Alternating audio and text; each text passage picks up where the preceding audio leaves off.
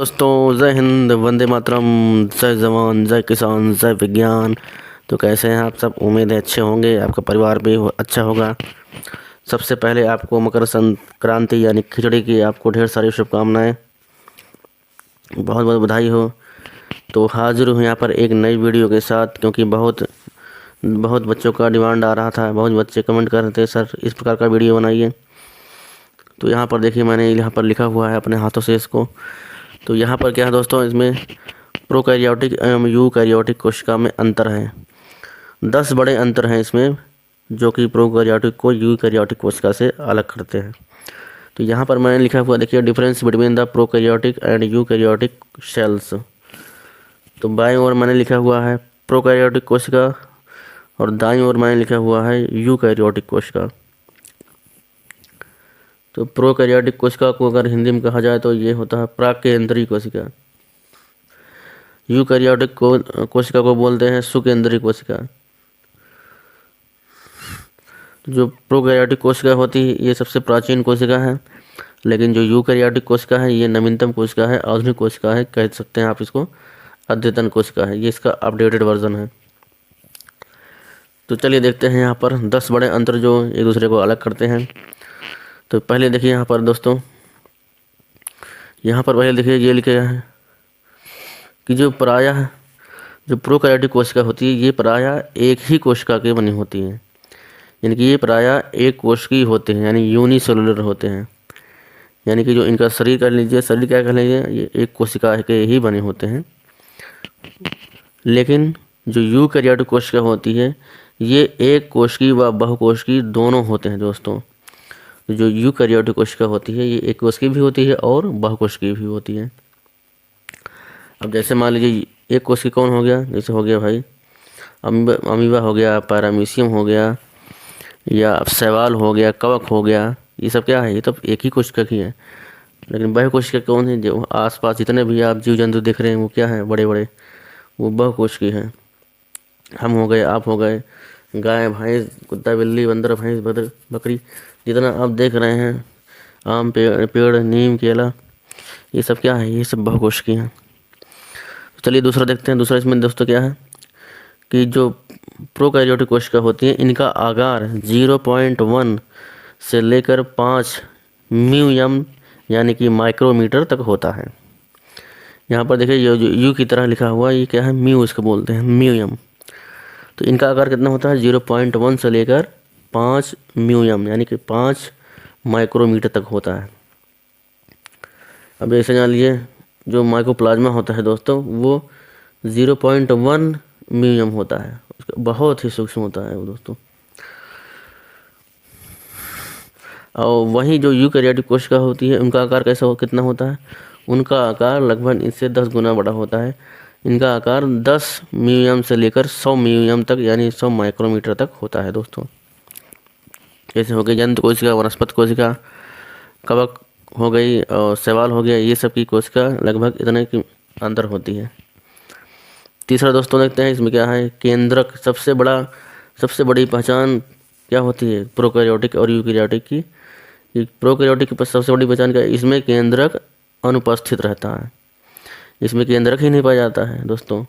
जो प्रोकैरियोटिक कोशिका होती है इसमें केंद्रक नहीं पाया जाता। जैसे जीवाणु हो गए आपने देखा होगा, विषाणु के देखा होगा, आर्किया आपने देखा होगा, इनमें जो न्यूक्लियस यानी केंद्रक होती हैं वो नहीं पाया जाता है।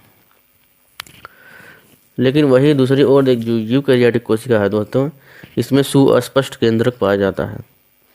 जैसे जंतु कोशिका में देखते हैं आप स्पष्ट रूप से, पादप में देख सकते हैं, कवक में देखते हैं आप, प्रोटिस्टा में देख सकते हैं आप। इसके कारण जो होता है, इनका जो चौथा होता है कि इनका जो इसी कारण इनके क्या होता है, जो अनुवांशिक पदार्थ डीएनए होता है वो कोशिका द्रव्य में तैरते रहते हैं। यानी कि जो प्रोकैरियोटिक कोशिका होती है इनके जो अनुवांशिक पदार्थ होते हैं वो डीएनए में जो डीएनए होते हैं वो कोशिका द्रव्य में यानी साइटोप्लाज्म में क्या करते हैं, वो इधर उधर तैरते रहते हैं, टहलते रहते हैं। क्योंकि इनका कोई फिक्स उसका स्थान नहीं रहता, कोई फिक्स प्लेस नहीं है कि आपको यहीं पर रहना है। क्यों नहीं है, क्योंकि इनके पास केंद्रक नहीं है। तो वहीं दूसरी ओर जो यूकैरियोटिक कोशिका है उसमें जो अनुवांशिक पदार्थ होता है, गुणसूत्र कह लीजिए या फिर डीएनए कह लीजिए, वो केंद्रक में स्थित रहता है, उनका एक स्थान फिक्स होता है, या आपको केंद्रक में ही रहना है तो वो केंद्रक छोड़ के नहीं जाते हैं, वो केंद्रक में ही रहते हैं।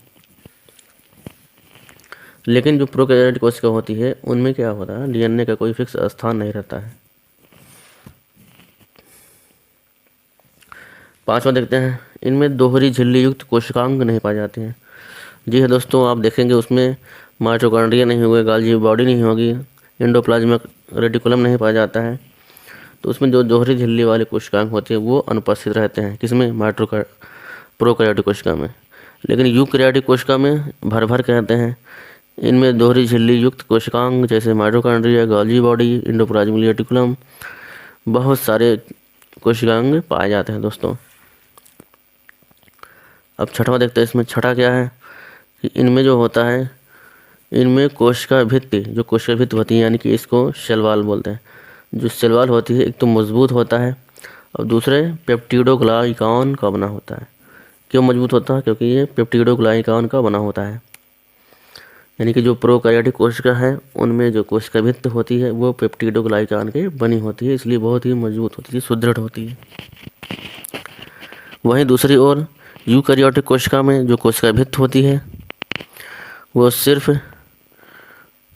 वनस्पति कोशिका में कोशिका भित्ति पाई जाती है, जंतु कोशिका में कोशिका भित्ति नहीं पाई जाती है। और जो वनस्पति कोशिका में कोशिका भित्ति होती है दोस्तों, वो सेलुलोज की बनी होती है या फिर काइटिन की बनी होती है। इससे थोड़ा कमज़ोर होता है जो प्रोकैरियोटिक कोशिका की सेल वॉल है, उससे इसकी सेल वॉल क्या होती है, थोड़ी सी कमज़ोर होती है, क्योंकि ये सेलुलोज की बनी होती है या फिर काइटिन की बनी होती है दोस्तों। 7वां देखते हैं, इनमें राइबोसोम 70S प्रकार का पाया जाता है। प्रोकैरियोटिक में जो राइबोसोम होता है वो दोस्तों वो 70S प्रकार का पाया जाता है, 70S का। और जबकि इसमें जो होता है यूकैरियोटिक कोशिका में जो राइबोसोम होता है वो 80S प्रकार का होता है, 80S प्रकार का बना होता है। अब आप कहेंगे ये क्या चक्कर है, 70S 80S? जी हाँ, ये राइबोसोम का प्रकार दोस्तों, राइबोसोम का प्रकार होता है। 8वां देखिए, इसमें प्लाज्मिड पाया जाता है दोस्तों। इसमें क्या है, प्लाज्मिड पाया जाता है 8वां। जबकि इसमें क्या होता है, यूकैरियोटिक कोशिका में कोई प्लाज्मिड नहीं पाया जाता है, तो इसमें प्लाज्मिड अनुपस्थित रहता है।